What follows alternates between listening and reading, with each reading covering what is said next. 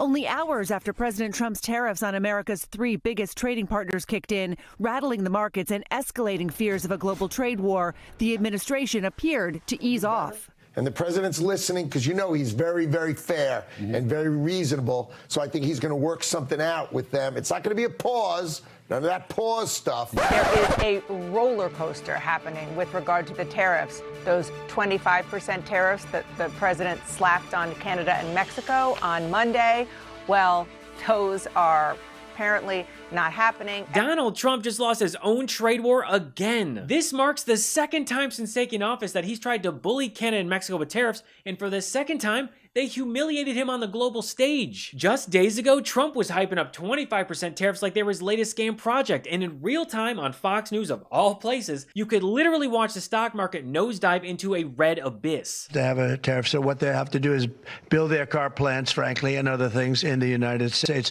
in which case they have no tariffs. Look, I'm not exactly sure if this is the red wave that Republicans are always bragging about, but if it is, it looks a hell of a lot more like a bloodbath for the stock market than a political victory. Trump's self-inflicted trade war has wiped out $1.2 trillion from the US stock market, igniting widespread panic. Don't be fooled. Trump caused this. President Trump, what's your thought about why the markets are so spooked? Do you think they don't like the tariffs, or do they not like the uncertainty with some of the changes that have, and the carve-outs? Well, a lot of them are globalist countries and companies that won't be doing as well because we're taking back things that have been taken from us many years ago. We've been treated very unfairly as a country. What? At this point, tracking Trump's economic policies is like trying to follow a toddler learning to drive. One second, we're accelerating into a global trade disaster, and the next, we're swerving off the road into a ditch filled with diplomatic excuses. This is what I am officially calling the art of the cave. And hey, I even designed a book cover for it. So here's what happened. On Monday, Trump announced 25% tariffs on Mexico and Canada, causing the stock market to freefall. On Tuesday, Canada and Mexico threatened retaliatory tariffs, and the stock market continued to spiral. On Wednesday, US automakers yelled at Trump, so he carved out an exception. And when Trudeau was asked about this whole mess, this is how he responded. Your foreign affairs minister yesterday called all of this a psychodrama. How do you characterize it? Thursday. Because by Thursday, Trump exempted most Mexican and Canadian imports. So after crashing our economy for 4 days straight, Trump suddenly had an epiphany and said, actually, JK, never mind, only to backpedal faster than a pussy-ass bitch. On Truth Social, he tried to spin his colossal failure into something that somehow wasn't his fault. After speaking with President Claudia Sheinbaum of Mexico, I have agreed that Mexico will not be required to pay tariffs on anything that falls under the USMCA agreement. This agreement is until April 2nd. I did this as an accommodation and out of respect for President Sheinbaum. Oh yes, how could I forget the famously respectful Trump? Right.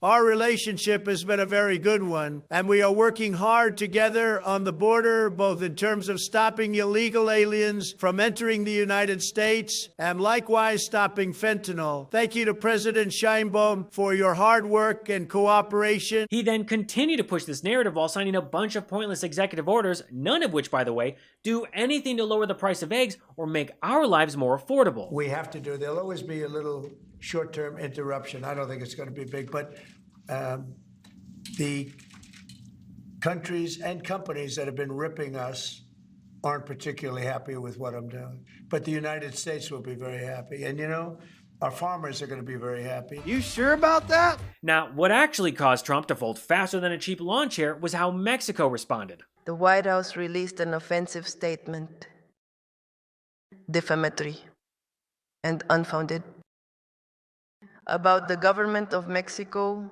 which we categorically deny and condemn. I want to make it clear today that we will always seek a negotiated solution, as we have proposed, within the framework of respect for our sovereignties.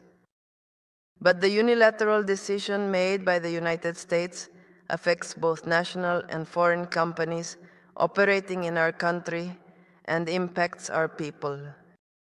Therefore, we have decided to respond with tariff and non-tariff measures that I will announce in a public square next Sunday. And poof, after threatening Trump with retaliatory tariffs, Trump's own tariffs vanished faster than Homer Simpson backing into a hedge. Between the border disputes and the ongoing tariff tensions, it seems like Mexico's president, Claudia Sheinbaum, has scored a hat trick against Trump, bringing the tally to 3-0 in her favor. And speaking of hat tricks, Trump also caved when it came to the hockey capital of the world, Canada. After initially announcing 25% tariffs on Canadian imports, Trump backpedals following market turmoil and threats of retaliation from Canada. Just like I did a month ago, I want to speak first directly to the American people. We don't want this. We want to work with you as a friend and ally. And we don't want to see you hurt either. But your government has chosen to do this to you. They've chosen to launch a trade war that will, first and foremost, harm American families. They've chosen to sabotage their own agenda that was supposed to usher in a new golden age for the United States. And they've chosen to undermine the incredible work we've done together to tackle the scourge that is fentanyl, a drug that must be wiped from the face of the earth. Trump pardoned Silk Road founder Ross Ulbricht, the man sentenced to life in prison for running an online marketplace where drug dealers raked in over $200 million in illegal drug sales. But sure, tell me again how Trump cares about fentanyl. And just like with Mexico, Trump tried to spin this whole thing like it was his idea, and he was doing Canada a favor. Tremendous tariff on lumber and things as such, and yet we don't need their lumber. We have more lumber than they do. We don't need Canada's lumber.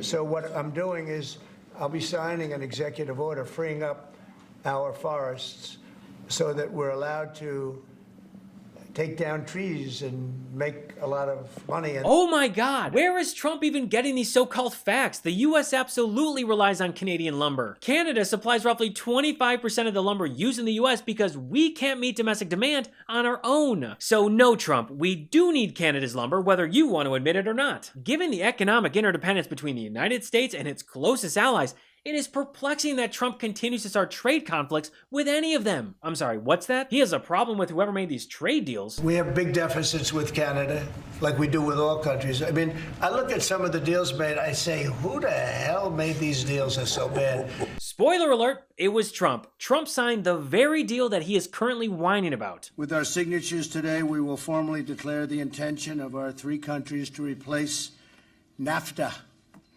with the USMCA.